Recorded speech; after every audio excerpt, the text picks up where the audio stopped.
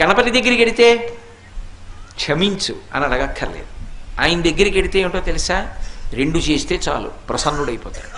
ఒకటి ఇలా ఇలా ఇలా అంటే చాలు. మిటికలు ఈ 2 కణతల మీద 3 మాటలు కొడితే ఆయనకి సంతోషం. ఇలా కూడా అనక్కర్లేదు ఆయన దగ్గరే. ఇలా కొట్టి ఈ చేతి మీద కుడి చేయి పైకొచ్చేట్టు ఎడం చేయి కిందకు ఉండేటట్టు పెట్టి కుడి చేత్తో ఈ చెవి చివరిని ఎడం చేత్తో ఈ చెవి చివరిని పట్టుకుని 3 మాటలు గుంజీలు తీస్తే ప్రసన్నుడైపోతాడు. ఏమండి మీరు చెప్తున్నారు బాగానే ఉంది, కానీ అంత పరబ్రహ్మం విఘ్నేశ్వరుడు, ఆయనకి ఎందుకండి ఇలాంటివన్నీ, ఇలాంటి పిల్లల చేష్టితాలు అన్నీ చేస్తే ఏమిటండి ఆయనకి ఆ సంతోషం అని అడగచ్చు మీరు. దీని వెనక ఒక మర్మం ఉంది.